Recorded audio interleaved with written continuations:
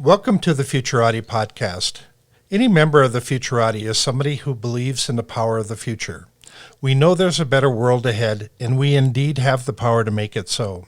In our podcast, we talk to the best minds in the world about the most urgent problems facing mankind today, and we hope you learn as much from them as we do. I'm Thomas Fry, a professional futurist and keynote speaker. And I'm Trent Fowler, a machine learning engineer and author. Thank you for joining us.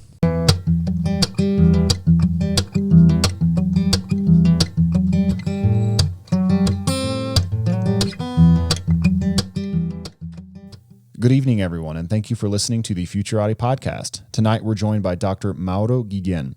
Mauro teaches management at the Wharton School of Business and is a renowned expert on the global trends shaping the future. If you enjoyed this interview, please don't forget to like the episode and subscribe on YouTube or wherever you get your podcasts. And don't forget to check out our new website, futuratipodcast.com. Mauro, thanks so much for coming on the show. Well, thank you for inviting me. Let's hear a little bit about your background, your interests, and what brought you to working on the problems you're working on. Well, I'm originally from Spain. I think people will detect an accent pretty quickly. But I've lived in the United States for 33 years. And just this month, I moved to the UK to take up a new position there. And I am just a very curious guy. Of course, I'm a professor. I do research. I teach. But it is that curiosity, trying to understand things, what's going on in the world, what may happen in the future. That's what really, really excites me. And that's what I love doing. Yeah, during COVID, we all got thrust into this Zoom era, and we're all wrestling with Zoom and trying to make it work for us. So in your line of thinking, what comes after Zoom?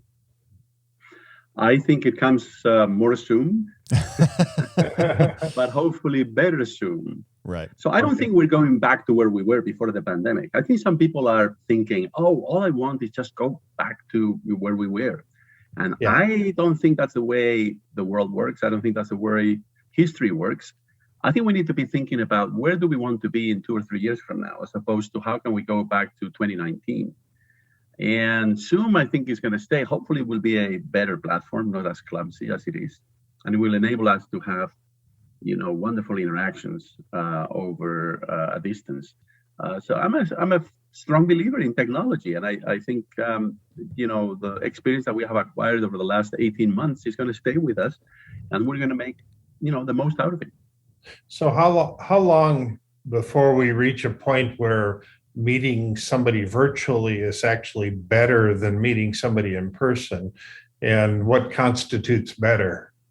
Yeah, well, I guess, and forgive me for being so sarcastic, but it depends on whom you're meeting, right? There are certain people whom I would prefer to meet in person. Others, perhaps, just a Zoom meeting will do. Yeah. But I think, human beings, we are very adaptable. And if you tell me we have to talk from opposite sides of the river, well, we'll talk, right? We may have to yell at one another, but we'll talk. We won't be able to see our facial expressions, but we will be able to communicate. And I think it's the same over Zoom. So it's not the same as being in the room. We're not sharing the space. We're not smelling the same thing. We're not in exactly the same location. And I think what is more important, is that the context, right? So we're not in the same context, and therefore that communication between, for example, you and I right now, is missing that shared understanding of the context because we are in a different place, right? Yeah. Geographically. I think that is more important than whether the quality of the sound or the quality of the image is perfect and what kinds of interactions we can do over this medium. Yeah. So a lot of what Mark Zuckerberg is working on right now is 1 out of every 5 Facebook employees is working on the virtual world. And to what extent do you think the Zoom world moves into this virtual space and we start having conversations in the metaverse? Well, I think it's one additional step in that direction. It all started, I guess, with the telephone and with email, and then with texting. And then, of course, also before the pandemic, we had social media. right? So we were exchanging photographs, we were exchanging video clips, but we would, most of the time meet with other people and have a drink with them or have a chat and so on and so forth. The pandemic, I think, has essentially forced us 24/7 to communicate with others at a distance or from a distance. And it just changes everything. And also not just to communicate, it's to work together, right? To learn together.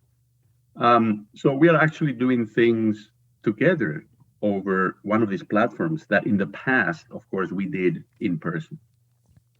Yeah, I think if there's a silver lining to all of this, it's accelerated a number of trends towards digitization and moving learning online, moving coordination online, which does have some drawbacks, but I think anyone who was paying attention saw that that's the direction we're evolving in, and there's a lot of power in being able to do that. And COVID just forced us all to get on the same page really quickly. I wonder if you have any thoughts just more broadly about what the long-term impacts of COVID will be. I mean, what's the world look like 5 years out, 10 years out as a result of the pandemic? Well, I think number one, of course, I think we're all going to be so much more conscious about our personal sphere, and we may not be hugging people or shaking hands for a long time to come unless we know that person really well, and that's part of the ritual, right, that we go through when we meet people. So I think that's going to have a very large impact on the way in which we socialize. But I think more importantly, the two biggest, I think, consequences of this pandemic will be remote work. So I don't think that's going away. I don't think people want to work only from the home, but people want to work both from the home and from the office. So I think we're going towards a hybrid world in terms of work. And that is a very different situation from what we had before the pandemic in terms of people commuting 5 days a week, right? Right. And then the other area I think is going to be learning. So I'm an educator. And, as you know, universities, schools, they don't change that much, right? But I think we've seen the potential of this technology now. It was out of necessity. So now it is our task to try to use this technology out of choice to create a better learning experience for our students. And, younger generations, they like learning over these digital platforms. Of course, they also want to go to the classroom. So once again, like in the world of work, I think it's going to be hybrid learning. And so I think we're moving towards a hybrid world as a result of this pandemic, as a result of the use of all of these digital platforms.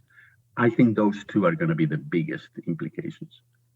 Yeah, I've often said that there's no one-size-fits-all formula for learning.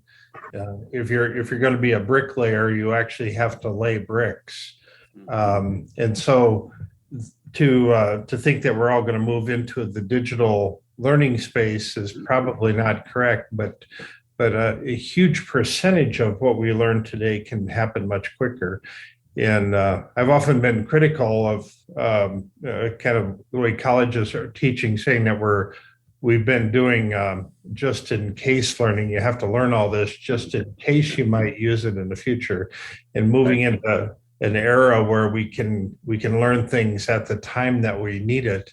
Suddenly, it becomes much more relevant in the world around us, and that type of learning, I think, is going to be so much more in demand moving into the future here.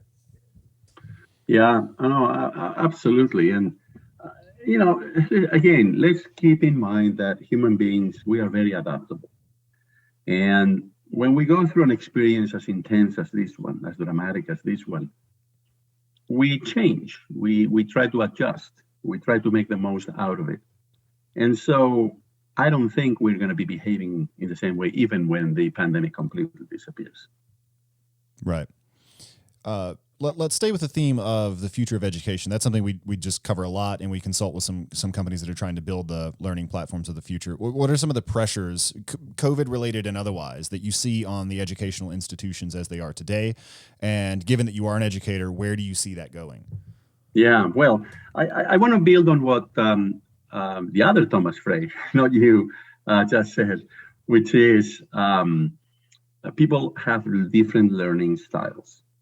So I think it's really important to keep that in mind. But above and beyond that, and I will return to that point in a moment, there is a serious mismatch between, on the one hand, the supply of education, how many seats we have at schools or universities, especially the good ones, and the demand.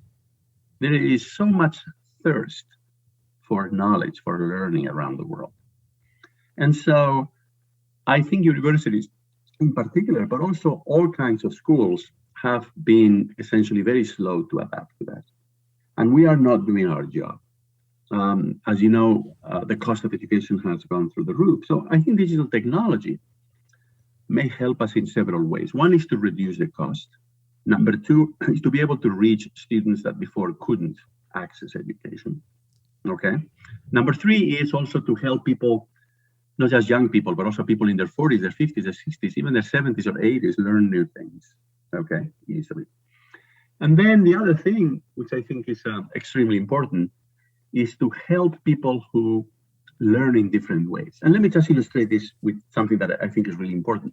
I was teaching last year at the Wharton School remotely because the city of Philadelphia said no in-person classes. And you know what? The most introverted students actually participated so much more when using Zoom when compared to the classroom, right? So the introverts prefer these technologies. They learn in a different way. They feel more engaged through Zoom than in the classroom. So once again, I think, like in the world of work, a hybrid model may be the solution in the end to all of these different aspects. So is somebody coming up with a Zoom learning test to find out if you're better adapted to Zoom than traditional classroom? Yeah, perhaps. Or we can just give people the choice and then they can decide for themselves what is. But yeah, I think again, we're going through a big process of experimentation with all of these technologies. I don't think anybody has figured out what is the best way of learning, of using these digital platforms. So I think we need to keep on trying out new things. We need to keep on innovating and then see which things work and which things don't work. So MIT kind of famously pioneered the process of making their classroom materials and videos and tests and such available over the internet. Do you think that universities will continue kind of going that direction? Do you think they'll begin to experiment with different ways of maybe accrediting classes that way? How do you see the interplay between those technologies and the existing sort of old world institutions like colleges? Well, I think universities will continue to have students on campus. For undergraduates, the residential experience, I think, is formative, is very important. And for many graduate students, also, they want to network, they want to mingle, they want to interact. And of course, if you're doing research in a lab, well, you need to be there, and so on and so forth. But having said that, I think part of that education that these students who are on campus receive may be delivered through digital means. So that's where the hybrid model comes. That is to say that maybe you do watch videos before you go to class, right? But then there is the other dimension here, which is, yes, I think MIT did the right thing. So I taught at MIT many years ago for 4 years. It was a wonderful experience. I think MIT, as the pioneer in all of this, did the right thing in the sense that knowledge should be universally available, right? And so I think anything that we can do to help people access knowledge, I think is important. Now, whether it's completely free or you should charge some small fee, that's another matter, because obviously there is a cost to all of this. Right. But I will go one step further, if you allow me, which is that I think universities also should get into the business of certification with asynchronous classes online, right? So in other words, people can take them whenever they want, and they can sit in for an exam on that material. And if they pass the exam, then they get a certificate. Right? So I'm not getting I'm not saying a degree. A degree is, another ballgame. Right. But a certificate on something, not necessarily on computer science, but it could be in history, it could be in management, it could be in, biology, whatever, at different levels. So I think universities should get into that business to make knowledge more widely available. I'm hugely bullish on the nanodegree model. Are you familiar with the Udacity nanodegrees? I'm taking one now on using artificial intelligence in trading like stocks and in the stock market. And I found myself a number of times thinking, I really wish I could do this for other things as well. Like I'm interested in, certain philosophical questions and like the political and economic history of China over the past 150 years. It'd be really nice if there were a way for me to tackle that as well. And I think to solve a problem that's further upstream, it would help if there were a way to coordinate these resources. So say I could rustle up 25 people who are interested in these subjects as well that are willing to put $250 towards it. Like, could we find a professor somewhere at one of these universities that's willing to kind of take us on for 10 weeks or 20 weeks or whatever it is in exchange for the money, and then work us through this? I think the big problem there is that it's often very difficult and time intensive to grade essays in philosophy or history or something like that. Like assessing the quality of the learning is a little bit more difficult with those things. And so there's a bit more overhead and it doesn't scale as well, but it does seem like it would be possible to put a platform together that solves that problem. Oh, absolutely. And artificial intelligence may help us also, yes, yeah. To a certain extent. But once again, I think we could have a model in which there are excellent professors teaching certain things, eminently scalable if they tape those lectures, and then they can be watched asynchronously by people around the world. Right. Not just in one language, in several, because you could do automatically closed captioning of those lectures. And then you have, a number of people, maybe PhD students, maybe, other folks doing grading of those essays. So I think all of this is possible with the humanities as well, not just with technical subjects. Yeah. And again, the important thing for us to keep in mind is that the demand is so big and it continues to grow. And the supply is not keeping up with it at all. Yeah, one of the big arguments in the news lately is that Elon Musk and a number of other people have said that we better focus on creating a universal basic income because the jobs are going to start going away, and we're not creating new jobs fast enough.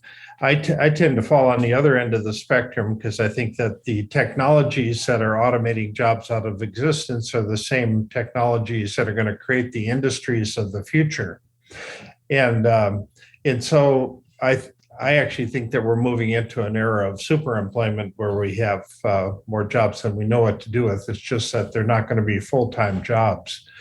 I'm just kind of curious as to where you fall on the spectrum of future jobs and what should we be preparing for in that era? Well, I think it's difficult to generalize. I think the economy will have many different kinds of jobs. But I think you're absolutely right in that many of the jobs that we have today perhaps won't be there. Some jobs will be what we normally call professions, right? So people have a career in them, like a surgeon. Now, those people will be performing their tasks in a very different way because it's also going to be technology mediated, right?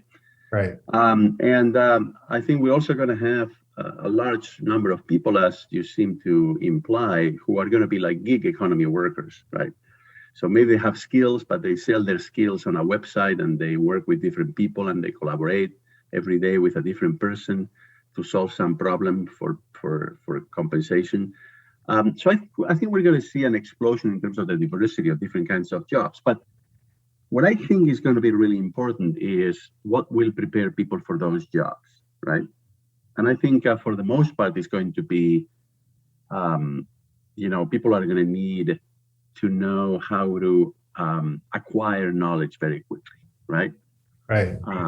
So presented with a new problem, how do you find a solution?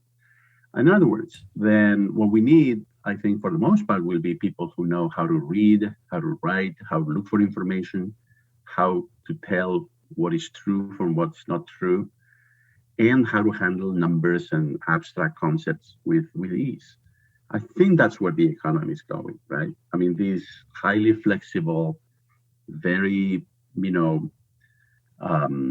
well-equipped people, equipped in the sense of being able to acquire new knowledge, right? Right in the spur of the moment. Do you think it's possible that with, let's say, mind uploads and artificial general intelligences and just algorithms as far as the eye could see, that it might come to a point where there's just not that much for human beings to do. And I mean, this could be 600 years in the future, but I mean, I kind of go back and forth on that, and I try to get into the economics literature and not just have a dilettante, superficial understanding of it. But I wonder, you're an economist. How do you feel about that? Is it possible in principle ever to arrive at a place like that? I think we are moving in that direction, meaning that first we had automation and machines, and then robotics. And now we have artificial intelligence. And, a lot of lawyers are losing their jobs, right? Right. And I'm sure some professors may also lose their jobs if we have machine learning, artificial intelligence, maybe a computer being able to teach people. So I think this is a serious trend, and we have to consider it very carefully. Now, here's the issue. The issue is that some people will lose their jobs and will find it very difficult to find another job. Other people will actually see the demand for what they do go up because they, for example, the artificial intelligence engineers or whatever it is, right? So I think the problem with all of this is the transition. How do we go from where we are today to that other world? It may take, I don't think it's going to take 500 years, but it may take, 20 years or 40 years or 50 years. But I definitely believe we're moving in that direction. And by the way, I forgot to mention blockchain. Blockchain is another technology that is very likely to change the labor market because, as you know, middle management, which is millions and millions of people, can become redundant, right, with blockchain technology, right? All of the paper shufflers at companies, right, would become redundant if we go into smart contracts supported by the blockchain. So the issue is then, how do we handle the situation? And I hope we avoid the problem that we've had over the last 20 years, which is that we forgot that some people were losing their jobs because of automation in factories, because of robotics. And then, of course, they became radicalized and they started to vote for populist politicians and so on and so forth. And quite frankly, if we are confronted by a big wave of, so to speak, technological unemployment, then I think we may have to start taking seriously the idea of a guaranteed basic income. So part of one of the things I ran into is this game called Alien Worlds, which is actually people go in there and they do mining in alien worlds. That's part of the game. But when they're mining, they're also mining for cryptocurrency. And so they actually make money playing a game. And so this idea of actually being able to play some game and do productive work at the same time, that has been intriguing me ever since I heard about it. And I'm curious as to if you've given any thought to how the gaming world or how society starts to morph as a result of our being able to simulate things online and to essentially game test things before we actually put them into actual play in the real world. Yeah, well, this is an approach to problem solving that has been around for a long time. It's just that now we have instruments at our disposal that enable, not just highly trained scientists to do it, but pretty much anybody, right? Right. So it's kind of, as usual, some kinds of technologies, and I think this is true of digital technologies, tend to democratize things. So it makes access to all sorts of things more widely available. So I think what we're doing is we're going through a phase in which more of that is going to happen, not just at work, but also in our private lives. And more people are going to be able to do that because there's going to be companies that are going to offer solutions, right, for people, simple apps on your phone to do those kinds of things. So I think the revolution will come from more people using these on a daily basis, and of course the tools, the instruments for doing this becoming so much more effective, so much more useful. Absolutely. So I think part of what you're sort of getting at there is the need to lower the barrier of entry for people using these blockchain technologies or NFTs or whatever it is, so that you can you can capture some of the value of the network effects. I mean, a network is only as valuable as the interconnectedness of the nodes and the number of people that are using it. So how bullish are you on blockchain technology generally? And what are some of the ways in which you think it could be used that might surprise a person who otherwise takes these technologies very seriously? Yeah, so blockchain, as you know, originated from Bitcoin, right? So it was the technology that was underlying the trading of Bitcoin. But quite frankly, I think the most important applications of blockchain are outside of the cryptocurrency world. And specifically, they have to do, I think, with smart contracts, both within the firm and between the firm and its suppliers and between the firm and its customers. So right now, as you know, what we have is essentially an army of middle managers, processing invoices or making sure that, the goods arrive, or ensuring that the payments are made, and so on and so forth, right? And every big company has thousands of those employees. The blockchain, right, enables, so to speak, companies to automate all of that. So the same way that in manufacturing you have a robot, right, painting something, right, whereas before you had a human being, let's say on the automobile assembly line. Now, at companies, what we can have is instead of all of those white-collar office workers, we could have a computer doing all of those things based on blockchain technology. So it is a very powerful technology. It is something that I think will destroy a lot of jobs. And it is, the promise is that it may make the economy more efficient because the speed at which transactions will take place will be much, much faster. Let me shift gears a little bit here. You've done a lot of work on the shifting demographics of the world, and that the world is essentially getting much older, and that the young people being born today are primarily being born in Africa and parts of Asia. Can you talk a little bit about how that's going to permeate the rest of the world and how that's going to change life on planet Earth moving forward? Well, I think there are many different kinds of considerations here. I mean, one is, as you said, most parts of the world are not having enough babies to replace themselves, right? Right. That includes Europe, that includes United States, Latin America, and so on and so forth. Absent immigration, those parts of the world, we will be losing people. But then there are other parts of the world, South Asia, Middle East, and especially Africa, where, families or women are still having 4 children on average. So their population is still growing.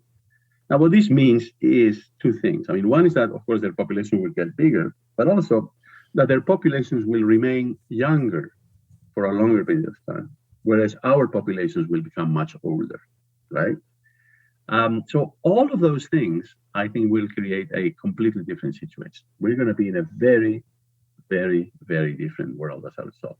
Why do I say that? Well, very simply because it's not the same to have, as we will in the United States, 40% of the population above the age of 60, than to have 40% of the population below the age of 20, which is what happens in Africa, right? I mean, you're talking about 2 completely different situations. So a lot of things are going to change as a result of that. Consumer markets, financial markets, the geography of manufacturing in the world, the geography of trade, all sorts of things. Because once again, all of these changes are taking place at different speeds in different parts of the world, and therefore, we're going to see a divergence, right? Some parts of the world are going to go one direction, other parts of the world in another direction, but we're still in the same world, so they will interact with one another.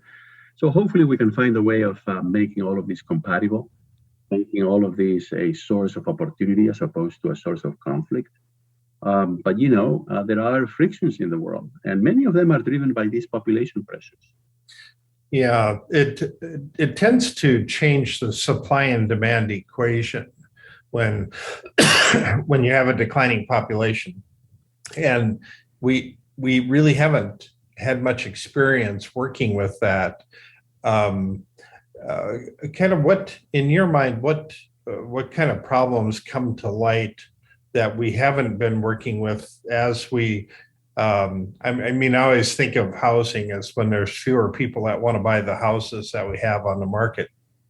That dramatically changes housing prices. What other things have you been thinking about with declining populations that we are going to have a hard time adjusting to? Well, I think perhaps the most urgent one is migration, right? So, as you know, right now here in the United States, there's not enough people for companies to hire. I mean, companies continue to complain that now that the economy is recovering, they can't find enough workers. But at the same time, we have other parts of the world where, people are completely either without a job or they're underemployed. And well, as a result of that, those people see the economic opportunity and they want to migrate. But of course, as you know, there's a political backlash against migration. So I think this is a very important issue that we need to address, right? So I'm not necessarily arguing for open borders, don't get me wrong. But what I'm saying is that there has to be some kind of a happy medium where there is some immigration and that helps essentially rebalance, right, the situation in those different parts of the world. See what I'm saying? Yeah. So I think it's most urgent. But the other urgent thing, quite frankly, is climate change. But climate change from the perspective of how it will affect different populations in the world, because it's going to be affecting mostly, or at least most strongly, countries where the population is growing very fast. So then, as a result of that, my biggest fear is that we're going to see a big wave of climate refugees in the world. Not political refugees, not war refugees, but rather climate refugees.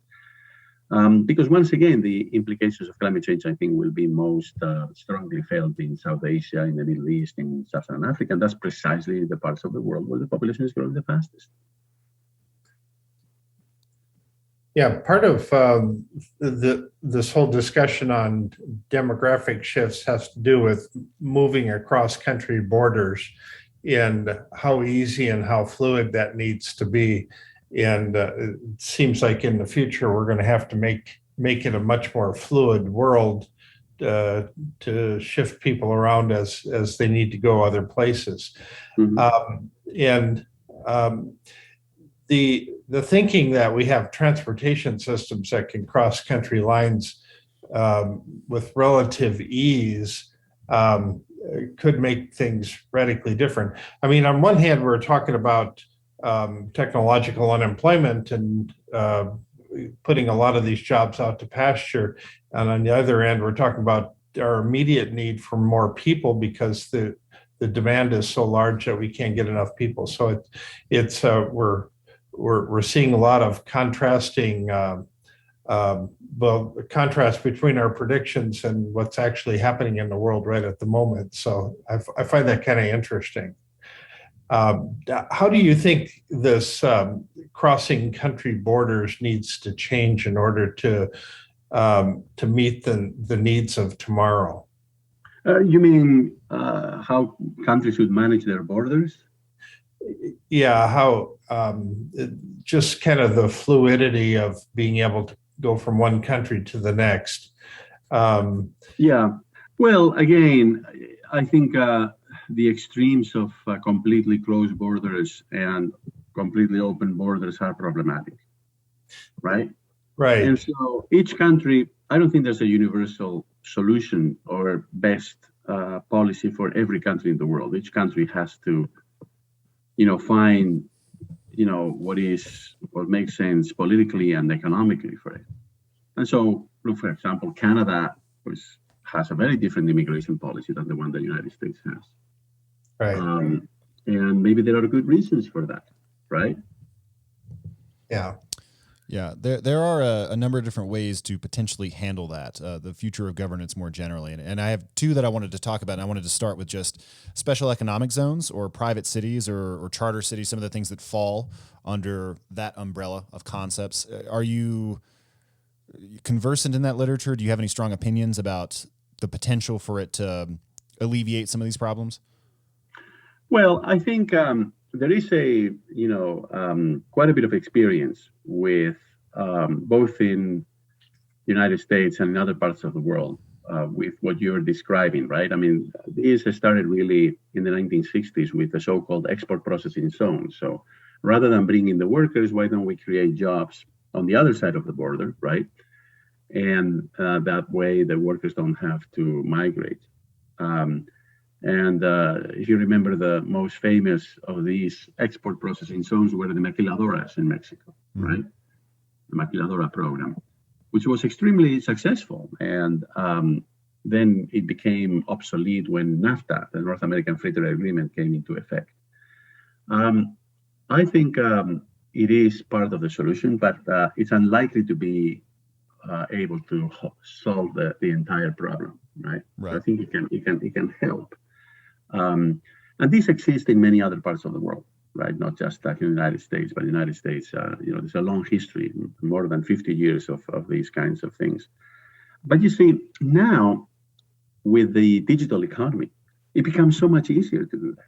Let me just give you a very brief example, which is, okay, American companies need to hire workers. If those jobs can be performed remotely, there's nothing preventing those companies from hiring a worker who lives in some other country, and that worker doesn't have to migrate. Look, I mean, it is true that some jobs, some occupations require you to show up physically at the site, but many don't. And so, and increasingly, we have more and more people who are doing, office work, and that office work could be performed remotely. So once again, if we go back to where we started our conversation, I think the immense potential of these new technologies, digital technologies, I think is going to fundamentally reshape the way we think about geography, the way we think about where economic activity is located, where the jobs are located, and also the need for immigration. It may actually reduce the need for immigration. In other words, that people in a distant country may be able to get jobs, right? But without having to move. And then the other thing I wanted to ask you about is a rather more speculative idea, and it's the idea of distributed nations, they're like non-geographical nations. I mean, in some sense, you have examples of this already. I mean, like Jews spread throughout the world via the diaspora. They all still consider themselves kind of, part of the tribe of Judaism. But I wonder if with blockchain technologies, if it might not be possible to formalize that a bit more, such that your allegiance to a nation might not be tied to where you're at all. And the nation may not have a geography at all. And I just have lots and lots of questions about that. I mean, is that the sort of thing that is even feasible? Do people just kind of naturally feel some connection to where they're from and the community that they grew up in? Or is it possible for this to scale pretty radically? If so, what would the problems be? What might the upsides be? Just feel free to riff on that for a little bit. Well, I think it would be great, quite frankly, to find a way of overcoming these, what I consider to be a 19th century idea, which is the idea that we all are citizens of a particular country in the world, and that government in that country is supposed to protect us, and that the government decides who is a citizen, who is not a citizen, and there are rules for that, right? So the world became organized in that way, I think primarily in the 19th century, right? And it was, of course, riding the wave of nationalism. So I personally believe that nationalism is a really bad thing. I believe that patriotism is very good, right? So it's good to be a patriot, but not to be nationalist, right? Because the idea of nationalism is that you exclude other people. So we are like who we are. But patriotism is about something else. It's like, I care about the people who share a history with me and share, an upbringing and share certain traditions. That's patriotism. That's great, right? Yes. And I cheer for the, Team USA at the Olympics and so on and so forth. But nationalism is different. Nationalism is this attempt to say we are different from the others, and the others cannot be like us, and they don't belong in my country, and so on and so forth. So anything like a digital republic, for example, Estonia, as you know, right? Right. Estonia, the country in the Baltics, is perhaps the most advanced country. They actually offer people a digital certificate of citizenship in Estonia. So you're a digital citizen of Estonia, right? And then you can do all sorts of things online. So I welcome that. I think it's good. If it undermines nationalism, it's got to be good. Even better. Because I think nationalism, quite frankly, has led to unnecessary conflicts. wars and all sorts of things. How do you feel about the security function of a state? So you referenced a government needing to protect the citizens that it has control over, and part of how it funds that is through taxes. So one of the problems I would see with a digital nation is just providing that service, or do we default to using private security agencies that are geographically nearby? Oh, no. Yeah, no, I think, yeah, no. So I'm not pro big government.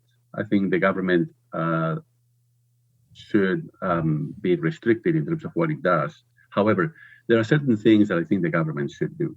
For example, the administration of justice, right, or protection, the military, the prison system, except for maybe certain areas of it, like the catering and the those sorts of things. Yeah. And the control of borders. I don't think that should be outsourced to private contractors, right? Airline security, like the TSA, right? Those things, but especially the administration of justice, right? Everything else, who knows, right? I mean, there might be a better way of delivering those services through private enterprise. So the question is, I think, does it speak to fundamental features of what a country is, right? Like the United States, for example. Well, I think, yes, of course, we should have a central bank, like the Federal Reserve. We should have an army. We should have a police. We should have the courts, and so on and so forth. Those things, absolutely. But everything else, perhaps private enterprise can provide it better. For example, let me just give you a very simple example. The renewal of your driver's license, or the renewal of your auto tax. I don't understand why the government has to do that. That could be performed by a private contractor. You see what I'm saying? Yeah, absolutely. And perhaps more efficiently, because I don't think that's mission critical, and I don't think that's so sensitive that it needs to be conducted by the government. I don't know whether I address your question in all of its complexities, but that's what I think.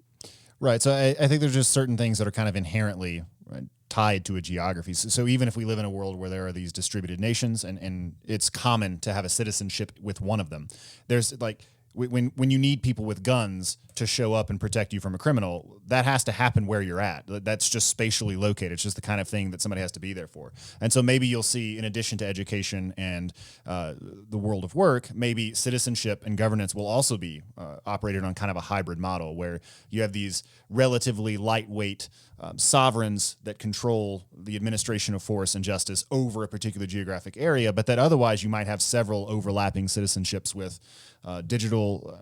Oh, of course, absolutely. Yeah, I see what you're saying. So yes, I mean, I think we will continue to have a citizenship, or at least one citizenship. But yeah, maybe thanks to the digital world, we can participate in so many other things that other countries have to offer. And so we're going to be operating at the intersection of many of these things. But at the end of the day, right, you still will have a government protecting your rights, and you will have some obligations towards that government, like, for example, paying taxes, right? Okay. Yeah, fantastic. I mean, if anything, I would hope that would put a certain amount of pressure on governments to behave better. I mean, because they know that these populations are more mobile, and quite a lot of this they can get through, the Estonian government or the Norwegian government, which just has which has made all of their services available over a blockchain that they control, and that I could just get through them at any time. So hopefully that will incentivize the local government to behave. Yeah, I've often talked through that scenario of people tend to vote with their feet. And if a country makes a bad decision sometime in the future, then over the next week, 200 million people leave that country, and suddenly they're left with no people left in the country. That has the potential to be that radical sometime in the future, and especially when we move into an era where we have drone taxis that we can just borders become relatively meaningless because we can just fly over them. And I think that changes kind of our relationship with kind of this barrier that prevents us from thinking on the other side of that border. All of these things, I think, are going to start challenging us in new and interesting ways moving forward. Yeah. So then the other big factor that's coming into play right now is the fact that we're trying to actually um, move people onto either the moon or onto Mars, and there's a huge effort in that direction. And so having people on another planet um, radically changes how we think about life on Earth here. And having competing systems on other planets also challenges us in new and interesting ways. I don't know if you've given any thought to that, but Elon Musk is saying that we can do it by 2024, which seems awfully quick. Yeah, that seems too quick, but that's going to happen at some point. I don't think it's going to take 50 years at Right. the pace we're going, right? Yeah. But yeah, 4 years seems like a little bit like sci-fi. Yeah. Yeah, Elon's become kind of famous for his ludicrously accelerated timelines. They're going to build the biggest rocket the world's ever seen in 4 or 5 months. And the interesting thing though is that they do end up making history with how quickly they get it done. So he just sets this ridiculous pace that nobody really thinks they're going to achieve, and they don't achieve it. But what they do achieve is still pretty spectacular on the other side. Yeah. One of the things I wanted to ask you about is the book you just recently published. Was it 2030 AD? What the world's going to look like in the biggest trends that will collide and reshape the world. I'm trying to read it off to the side. I'm trying to read it in my notes, but well, why don't you talk to us a little bit about the book and the trends and how you think the world's going to look in what is it, 8 years now, 9 years now? Yeah. Well, we actually covered a lot of the ground in the book already in this conversation, but the book is all about these population trends, economic trends, and technological trends that are going to fundamentally reshape everything. But the point that I want to emphasize, which is really the central argument in the book, is that you cannot analyze each of these types of trends in isolation of the others. So you have to connect the dots. And that's where you start to see the big transformations that lie ahead. And it's perhaps hard to believe that in just 9 years we're going to be in a completely different situation. But I think people are already starting to get the idea that the world that we came from, it's gone, it's behind us, and that there's so many things out of whack right now. There's so moving parts that within a very, very short period of time we're going to find ourselves in a completely different situation. And unless we start adjusting to that, it's going to be really, really difficult to operate in that new world. So we've covered several of the trends here: population aging, the rise of emerging markets like China, digital platforms, and so on and so forth. But consider how they come together to produce a very different situation. Let me just give you a very simple example. Now we live longer, right? So a 60-year-old American can expect to live another 24 years. That's another lifetime. Not only that, we also stay healthy for a much longer period of time, right? So a 60-year-old today is in much better physical and mental shape than a 60-year-old a generation or 2 generations ago. And then the third thing is technology is making knowledge obsolete, right? People are losing their jobs because whatever it is that they did, their skills are no longer as good.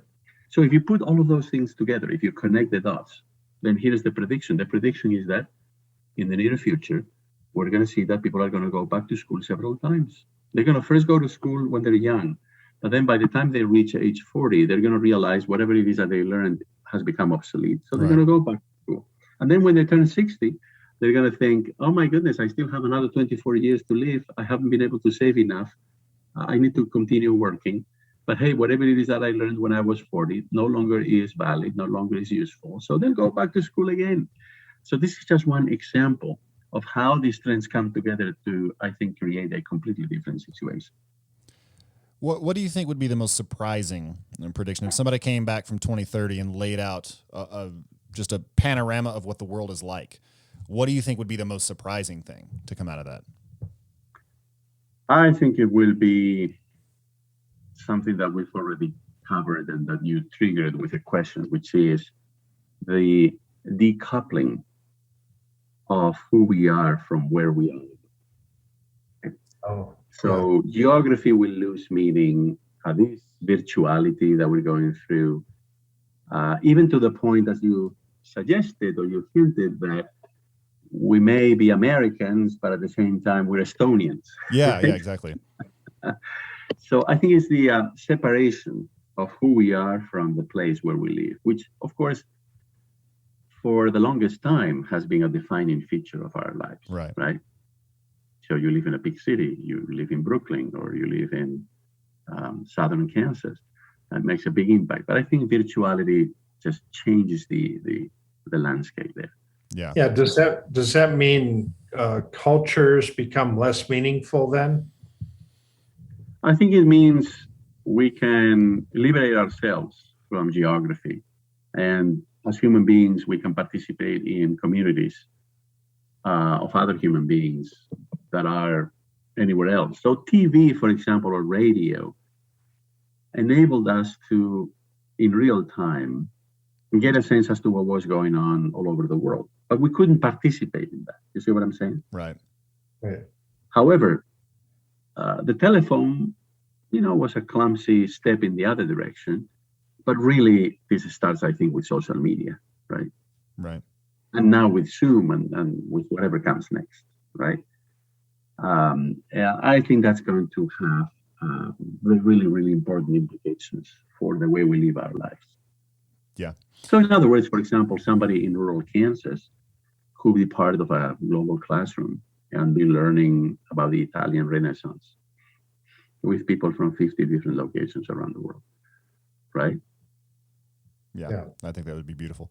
And I suspect that you'll see more subcultures, more microcultures, and cultures that change much more quickly. And to some extent, I suspect that's always kind of been the case. So we have this sort of idea of French culture, but I imagine that if you went around to all the different places in France, you would actually see lots of different French subcultures that all change relatively quickly. A lot is hidden behind that abstraction of just talking about French culture. We kind of know what that means, but there's a lot of complexity there. And I think that much of that will just come out into the open because it will be on the blockchain. It will be in virtual nations. It'll be in something you see in virtual reality or as a part of interacting with people from all over the world in these global classrooms. And it will just be much more on the nose that this is how cultures work and how they function. Oh, absolutely. And once again, this is the interesting thing. We tend to think about digital technologies as being global and globalizing, something that essentially makes the world smaller. But at the same time, these digital technologies have led to a proliferation of local cultures and subcultures. Why? Well, for example, imagine before digital technology, how difficult it was for a local rock band to record a song and to make it available to the world, right? It was very difficult, right? But with digital technology and with the internet and with YouTube and with all the rest, it's so easy. So actually, a lot of local artists, this is just an illustration of what you just said, a lot of local artists now can make a living, right? By producing, songs from their culture, right, in their language, using whatever instruments they have there and the influences, and reach a global audience, right? So it is helping the proliferation of subcultures and highly localized cultures. Absolutely, yeah. And I think there's a lot of really productive thought around how to structure technology and infrastructure moving forward to encourage exactly those sorts of trends. So I think it was episode 9, we interviewed the CEO of Tlon, and they're building Urbit, which is basically a way for you to stand up your own servers and create your own internet-based micro communities that really no one else can hack or touch. It's just a way of creating like a Hamlet online that you can invite people to. And I'm really excited to see more of what comes out of that as people rethink the basic structures of the technologies that we use, how we use them, what the coordination mechanisms are. I think there's just a lot of fruitful research to be done in that direction. Absolutely. I completely agree. Well, fantastic. We're coming up on the hour. Are there any last questions? Thomas, do you have a last question? You look like you're trying to jump in there. Real quick, as a futurist, I use a number of different techniques to help open my mind about things coming down our path in the future. Are there any techniques that you like to use or that you've developed on your own? Well, for me, given all of the change that is going on, what is really important is to step outside of your area of expertise on a daily basis and try to learn from other areas. So I force myself every night before I go to sleep to read on my phone for 5 to 10 minutes about something that I know very little about. So one day it could be dinosaurs, another day it could be pottery, whatever it is. So I look for something on the internet and then I read it for 5 or 10 minutes. And that really helps me branch out. That really helps me, open the mind to other influences, to other issues, to other topics. Because if I only did exactly what I do, I would just, working and reworking on my mind the same ideas, the same topics, the same issues all the time. Yeah, that's good. Yeah, I think that's fantastic advice. And also, I forget where I got the quote because I didn't attribute the source, but somewhere or another, you're on record saying that if you want to accurately forecast the future, follow the money and follow the babies. And we've covered both things pretty extensively in this episode. Yeah. Well, we really appreciate your time. This has been a fantastic conversation. Thanks so much. Thank you so much for having me. Absolutely. Yeah. Great meeting you online.